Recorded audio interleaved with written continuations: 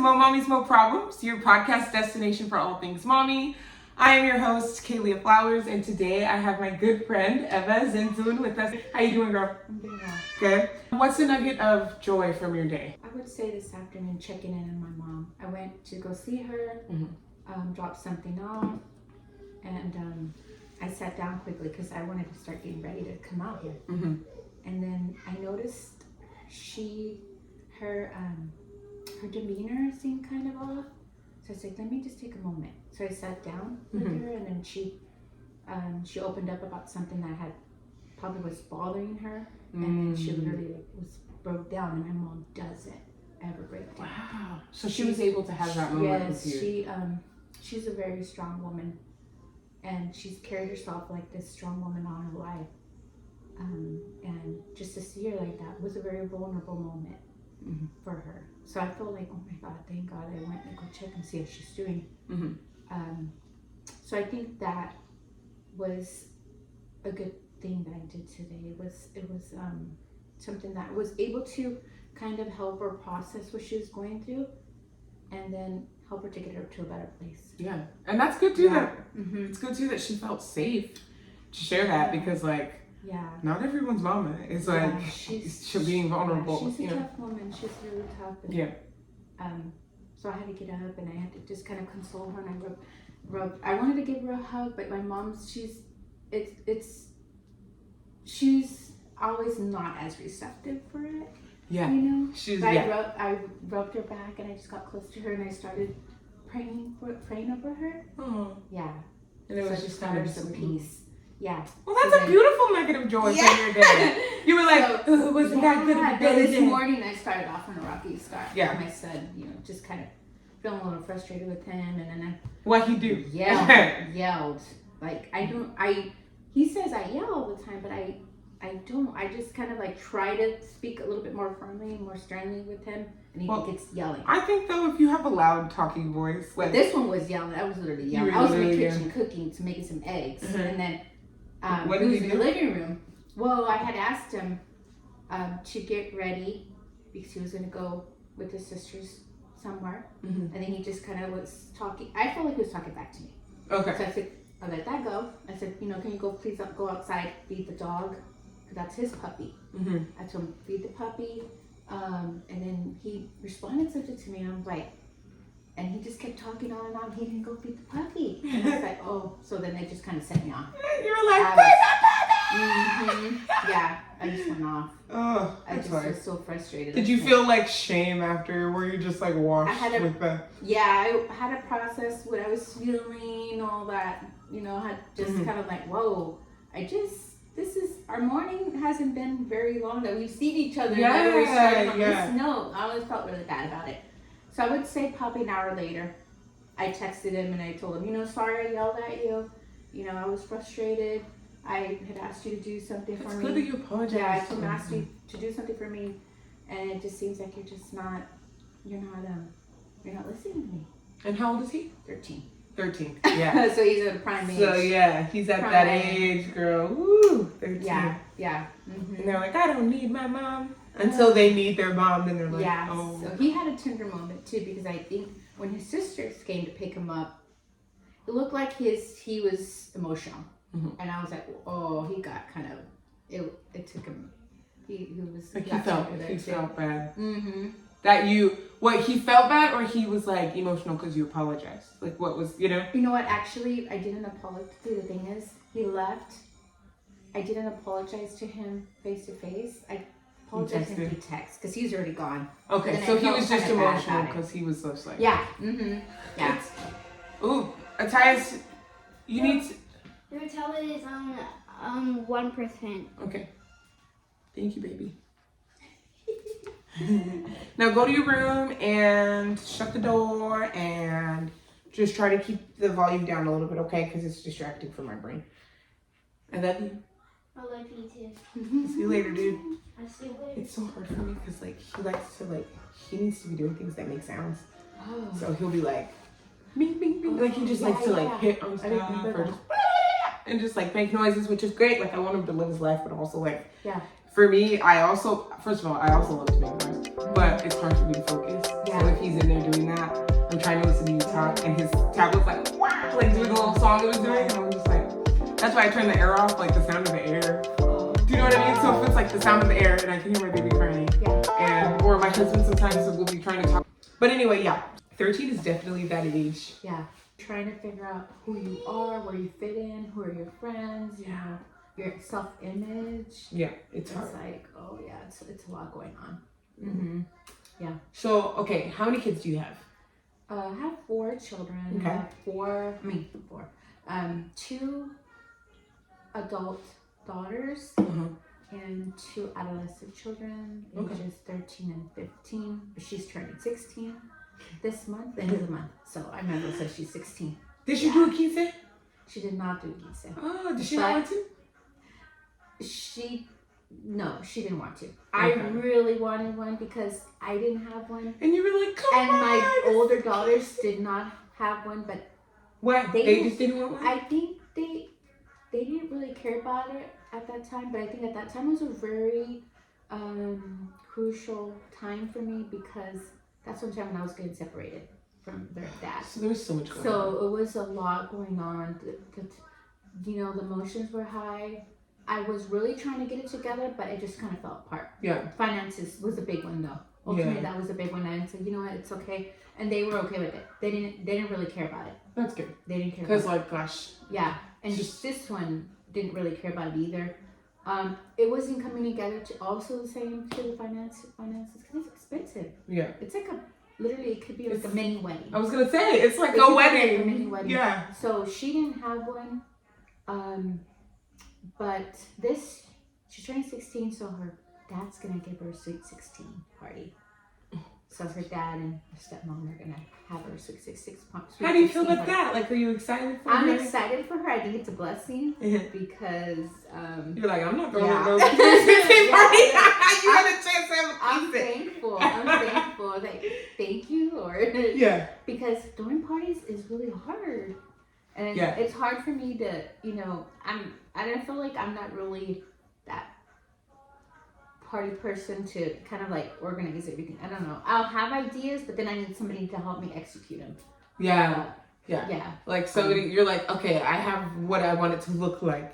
Now you do it. Like so you use the resources to do it. Yeah, she's going to have that to 16. So that's good. I'm happy for her. Well, that's good. Yeah, she's a little nervous about it because she says, Mom, I don't know how I feel about parties because she said she has to be the center of attention. And so and she's like, I don't know if I'm going to do that, but she's trying to be good and humble about it. So yeah.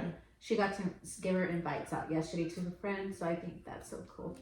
She's just loving it. She gets to be, So I'm happy for her to have that moment for her and that's to really be celebrated. Special. Yeah. I think that's really cool just watching your kids grow up a little bit. And like you got your daughter who's going to be 16, your son who's 13, and then you have your 2.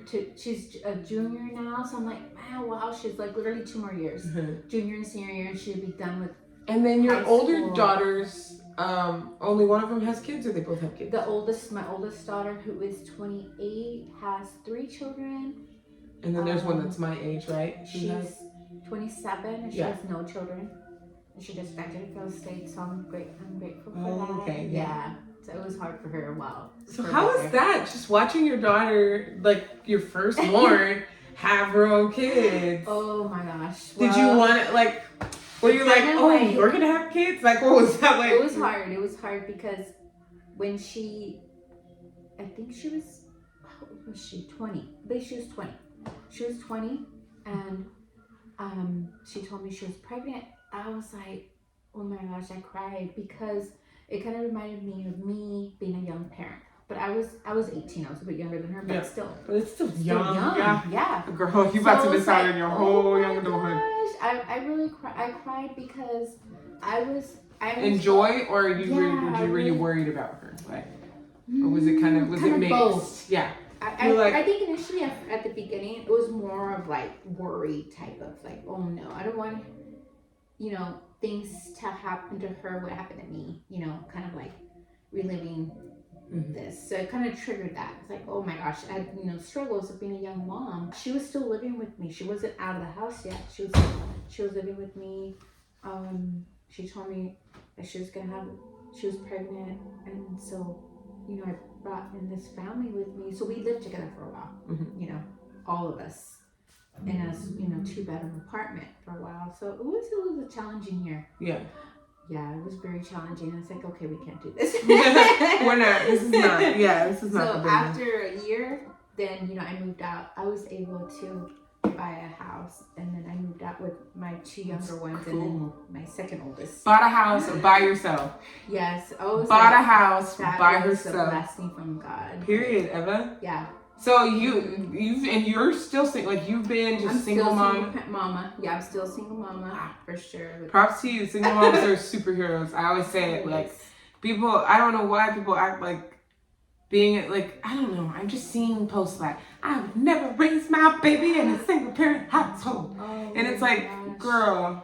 Yeah, it's something that... It's not, there are worse things. Yeah. You know, I never thought I would ever be a single parent because all through my young adulthood, like adolescence, I always dreamed of like forming a family, having a family. Like traditional. Yes, a traditional family.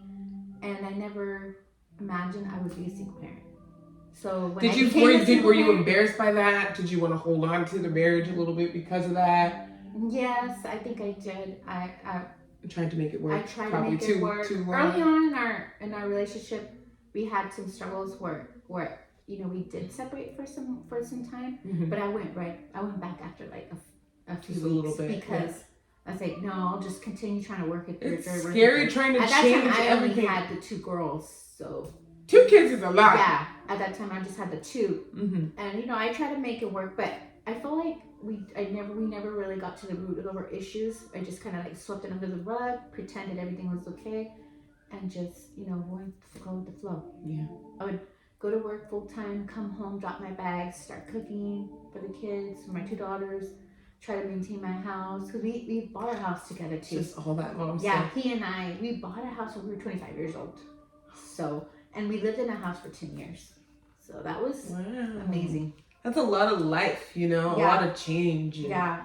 Just making it work and adjusting. Yeah, it was a lot. I was a mom of 4 children by myself. And I don't know how I survived those years. Wow. It was the hardest thing I could ever have imagined.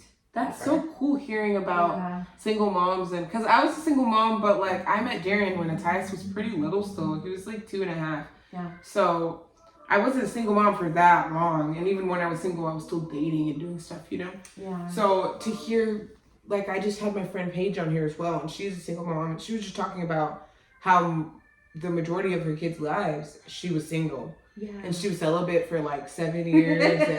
And she was just saying, like, that was just what it was. She was like, all of that will come later. Like, I'm just focused on my kids. Yeah. And she has accomplished a lot too. And she's also an educator. Yeah. And she's just a cool ass bitch. And I just think that single moms are like the coolest people ever. I'm not in a victim mentality. I'm not like, I'm a single mom, sad face, tear. Yeah. Nobody support, or he left me, or nobody, or I left. You know, like it's not even like a sob story, violent story. It's just like, I'm doing the damn thing for my kids. It's just me by myself out here. For a while, I did fall into that victim-y. Yes, I did. I could admit that I did. I had a lot of anger, resentment. I went through like 10 years of processing that. So, until finally I said, you know, I can't do this anymore, and I had to let it go. Yeah, it's very letting hard. things go when they're not serving you. Yeah, I'm not gonna say how old I am, but at this who cares? At this stage in my life, I'm like, oh my gosh, like, I'm not gonna share how old I am. You know, like, you know, trying to figure things out. I don't always have things together. Of like, you know, trying to like where am I at in my life right now? What am I, you know, doing? You know, what's happening? So I'm still evolving. I know we had talks about that before. You know, about evolving. That's why I love butterflies so much. Yeah. She loves butterflies. Very cute. So I know you're originally from work. We were colleagues at the Child Development Center. Fun time. Fun time. So much fun. crazy times, there were times Hey, we were lots of crying, sweat, lots of tears. sweat, tears, and beautiful baby hugs. Yeah. Lots of cute moments as well. Yes, for sure. And I worked with you for like 4 years, just about. And you were one of my favorites to work alongside with and talk to. What led you to the childcare profession? Did you always know you wanted to work with kids, or? Yes. I think my first really dream job that I felt like I wanted to do was cosmetologist, but that never really came to realization. Like you wanted to like do hair? Yeah, well, when I was younger, I used to cut hair. Wow. Just random haircuts. I used to cut my brother's hair, my nephews. At what point were you like childcare? You know, like because those are two different. I wanted to I knew I wanted to become a teacher. Okay. Yeah, I wanted to become a teacher, so that was my goal through high school.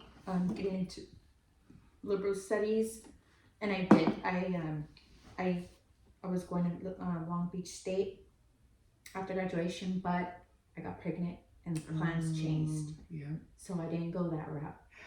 So being that I was now this 18-year-old pregnant, having my firstborn, I moved in with a Mexican family, like Mexican. They didn't speak English at all. Okay. I moved in with them, and I didn't know what I was going to do with myself at that point, besides, being a mom and, giving birth. But I got notice of child development, and someone close to the family said, she was going to child development. And I looked into it and I said, you know what, let me get that a try too. So I think at that time they were helping like young students just, get into that program at Fresno City. So that's where I started. I started at Fresno City with a child development, and I think that was like just the best decision I could have done, because it helped me as a young mom raise the two girls. I learned You're onto something there. That's so much. I learned so much, like, all the practices and all the appropriate ways to work with children, and it just like helped me so much to become a better parent. Mom. Yeah. Oh my goodness. That's one thing from working, even though I do 2 jobs now. LOL. That's one thing I can say. No matter what, when it is my time to go, like that's something I'll take with me, because I've learned a lot about kids and how they work, for sure. why they behave the way they behave, strategies for that's awesome. dealing with it. So that's really cool.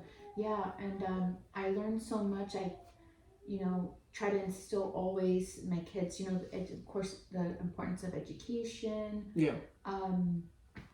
And now my 28-year-old daughter is a mother of 3 children. So I see kind of like the fruits of the labor of my parenting. I'm not saying my parenting is perfect, because I know there was flaws. No one's is. Yeah. No one's parenting is perfect. Whatever I try to do, I can tell. I see her doing some of the things, and she's just a stay-at-home mom. Okay. So she has time to be on. She has time. Yeah. She has time. So I see that, her really working hard to do her best to be a mom. Yeah. Yeah. So it's awesome to see that. Yeah. Yeah, to see that, that she learned through me, and then now she's doing it. And the reason why you were able to do that was because of like child development part of it. Child development, for That's sure. Really cool. Yeah. We had conversations about being a single mom and raising strong kids while also like pursuing career success for yourself. We were just kind of talking about some of that, but what's been the most challenging part of juggling it all by yourself? You were kind of oh goodness. Gosh, I think initially at the beginning, the early stages, the toughest part was probably financially, and then the money, money, because childcare, like where we were living, because when I lost my house, I was a single mom. I became a single mom with 4 kids. I lost my house. I had to move in.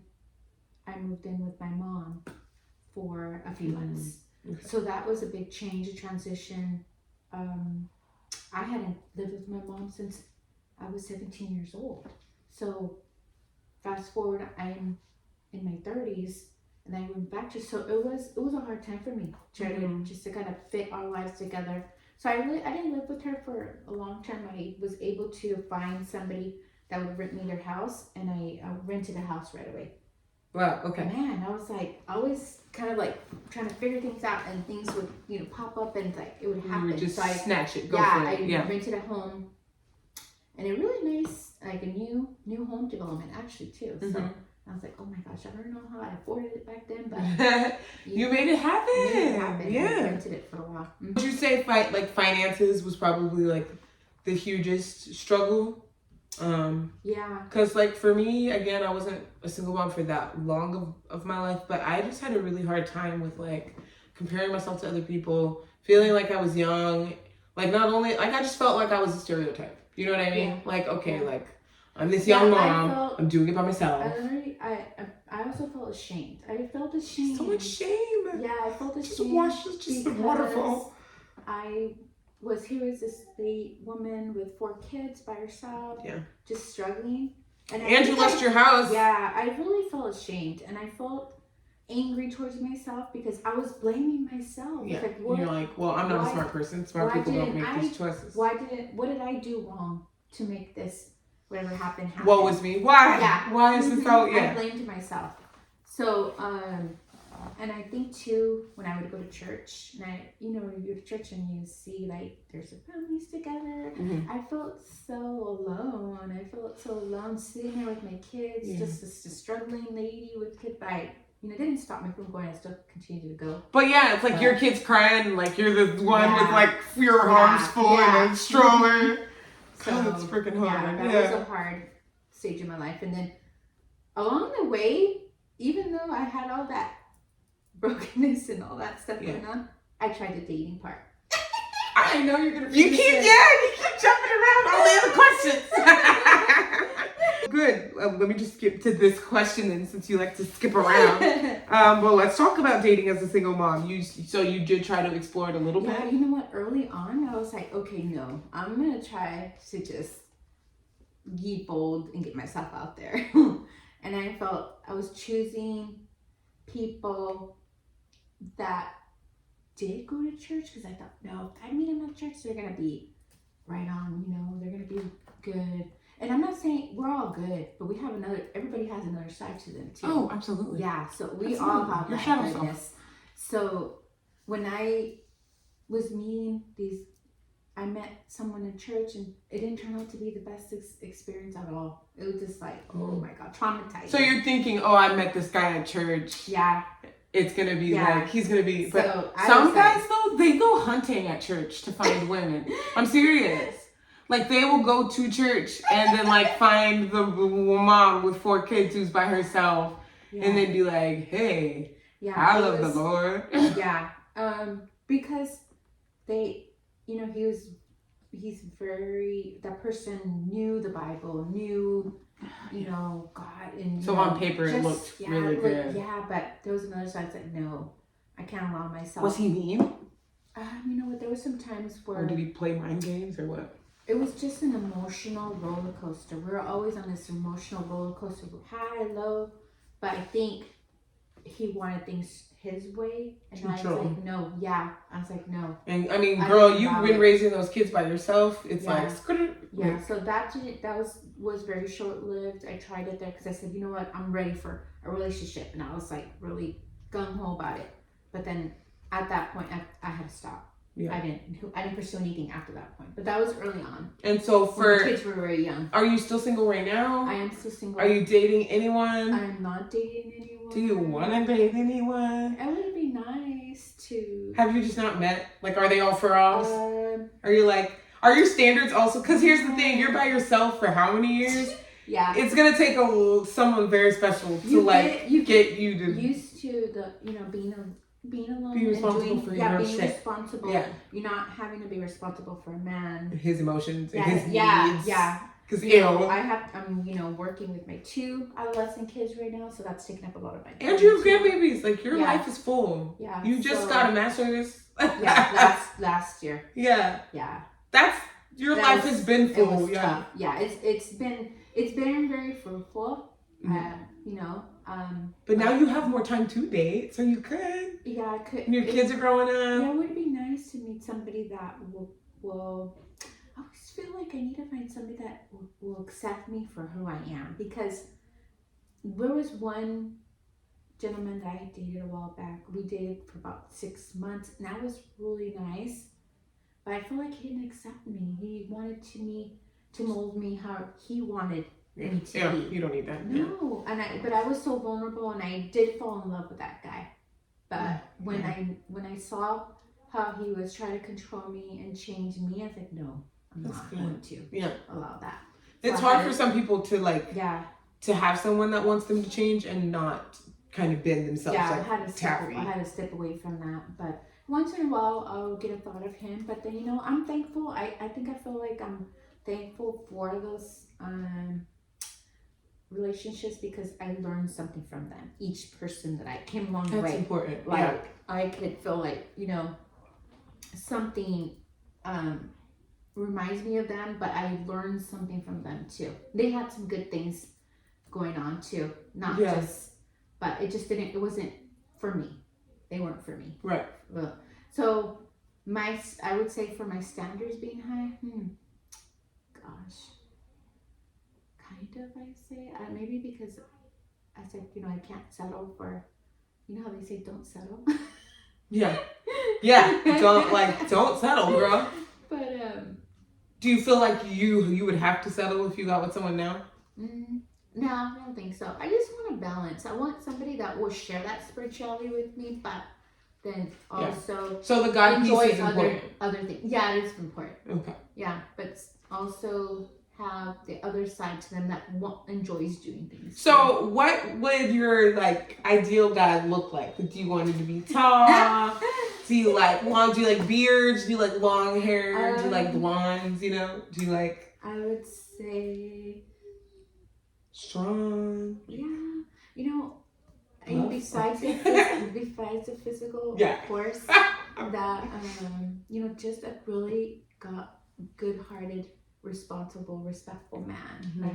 I would say, I like when people can make me laugh. Yeah, that's important. Yeah, that's so important. I love laughing. Talk and enjoy time sense together. of humor. Yeah, but I have a crush on guys that wear glasses. I like glasses. So is it tall, lean, and glasses type of guy? But not too into beards a whole lot. Yeah, not into beards. I never was either until I met my husband. Beards and mustaches, not. But for some reason, the glasses. It's the glasses. Is it something about them looking intelligent? Is it like, oh, maybe you read books, you have glasses on? I don't know what it is, but it's just, cute. It's just cute. It is cute. Well, I hope you find your Christian man with glasses. Yeah. I hope you find him, and I hope that he lets you be yourself. And we will find each other at the right time, because if it's not the right time, it's not gonna happen. Mm-hmm. That's right. Yeah. Mm-hmm. Well, okay. If you could go back to when you had your firstborn and change one thing about your style of parenting at that time, what would it be? Firstborn. Okay. So I think I've always been really ambitious. Mm-hmm. So trying to get stuff done. Oh yeah, because in my mind, my frame of thought, I was like, okay, I know what I went through with my mom, who was a single parent, who was a struggling mom, who worked, hard. She was a hardworking person, and she wasn't always there emotionally. She always provided us. I knew she loved us, but that part of the thing side, she wasn't available, at all. So I kind of feel like I had to grow up fast. I was really independent, but so I always had that thing back in my head. If I want this, I have to work hard for it. I need to, I was really ambitious. I wanted to make sure that we were financially stable. We had a home. We can go on little family trips here and there. Like, I had this vision of what my life I wanted it to be, and as a young mom, that's why I pushed myself. I don't think I was home very often, because once I got into Fresno City, I was pregnant going to city. Mm-hmm. Me too. Yeah, I was pregnant going to Fresno City. Yeah. Gosh, I spent many years at Fresno City, but then I was doing Fresno City full time.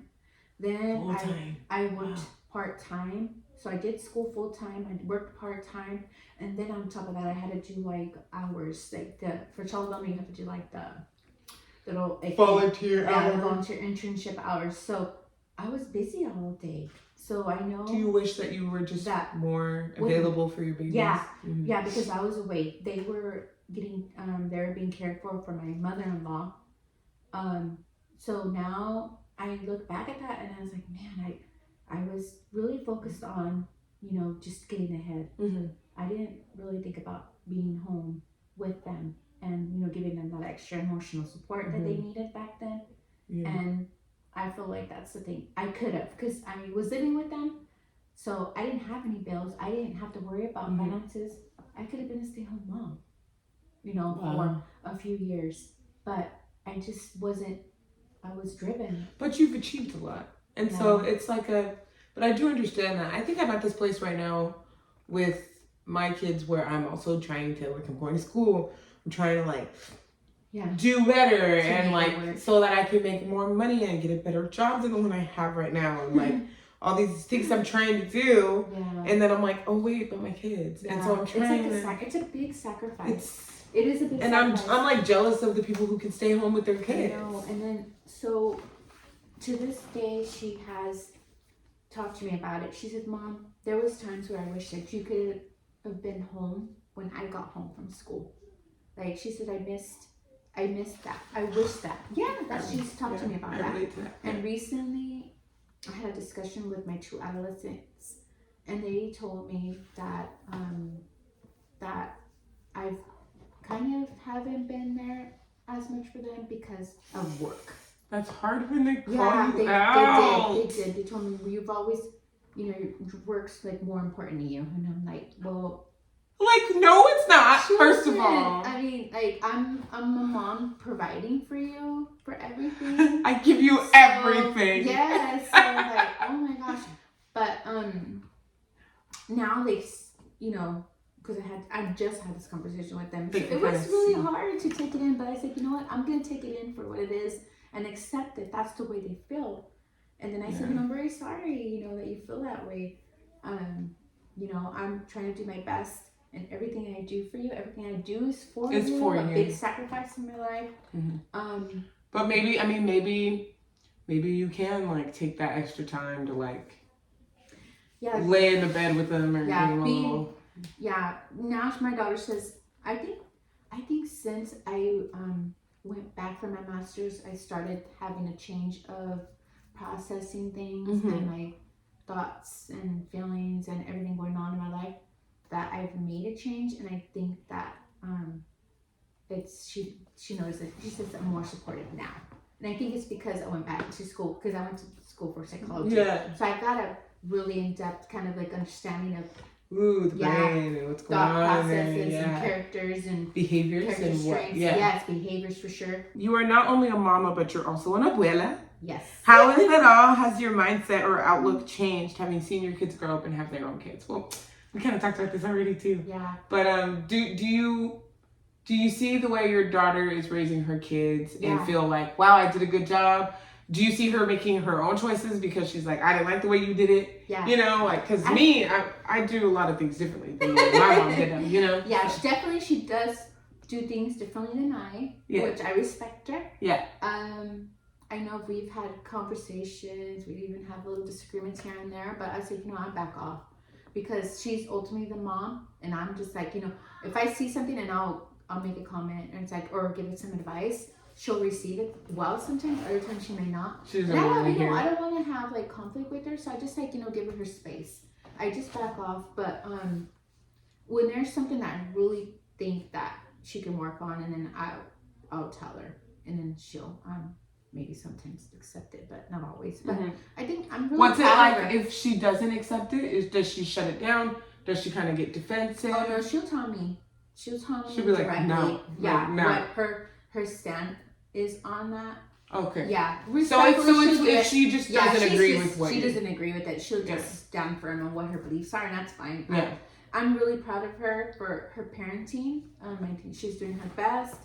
It's frustrating for her at times because she's a stay-at-home mom all day, and you know, finances can get little hard. Yeah, and just with one income. And being in the house with kids crying all day.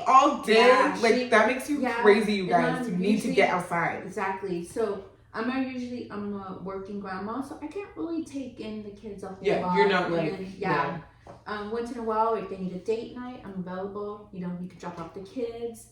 It's a lot like my mom. Yeah, that's you're just busy. Type of thing. But you know, it's beautiful when I do see those grandparent relationships with the grandkids, and they just do a lot of stuff together. I think, you know what, maybe that'll be me. And well, yeah. Do you spoil your grandchildren? Do you want to? Whatever they want in my house, I give it to them. Like if they want some snacks or just whatever, they can have it. Yeah. I don't ever say no to them. And then their mom might say, you know, they can have it, but with grandma, I tell them to call me Gigi. That's so cute. Yeah. But if Gigi says they could have it, they could have it. Okay, so a little bit, so they could get away with some stuff in little Gigi's house. But if I can and I could get them something that they might want, I'll try to get it for them. But yeah, but I don't really think it's. I don't think it's. I spoil them. You don't. We wouldn't call it spoiling. No. Yeah.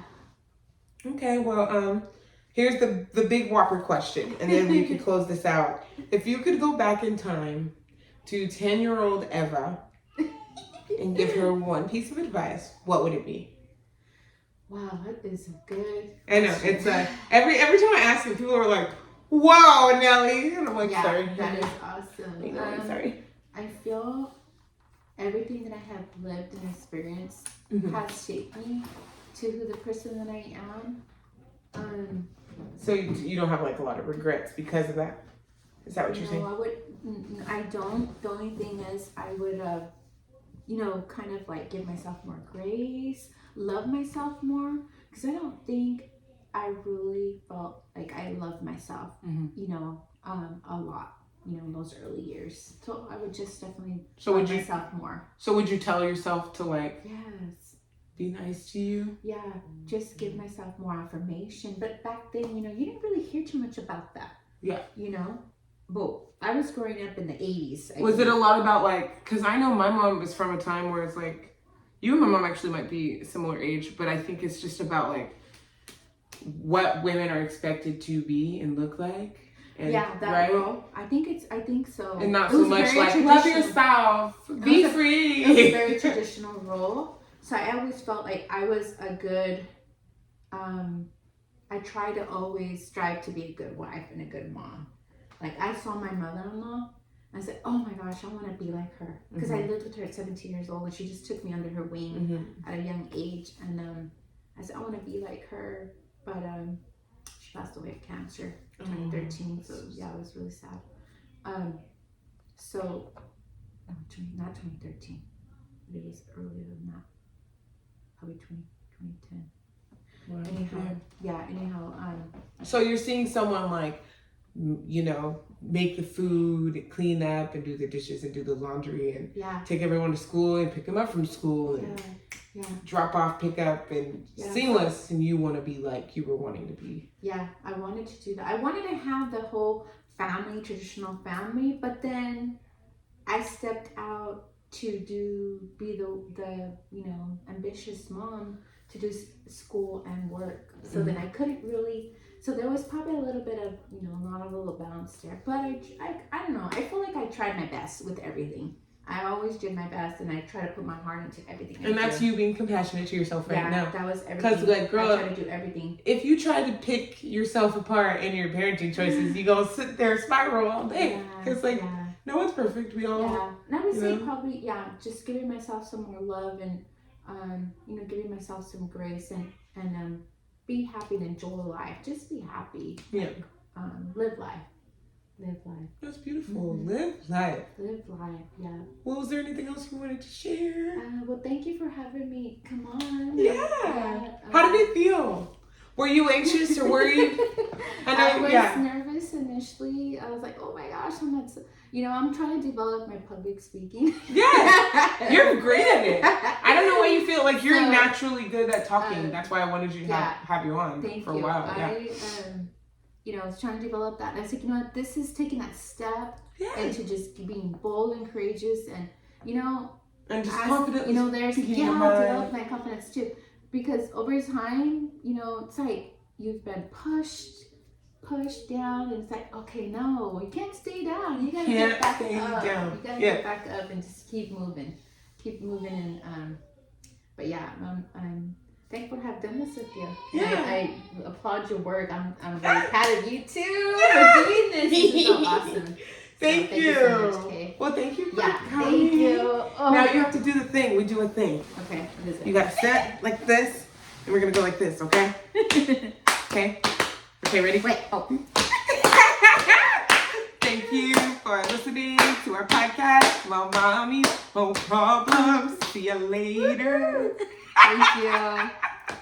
Heart. Heart.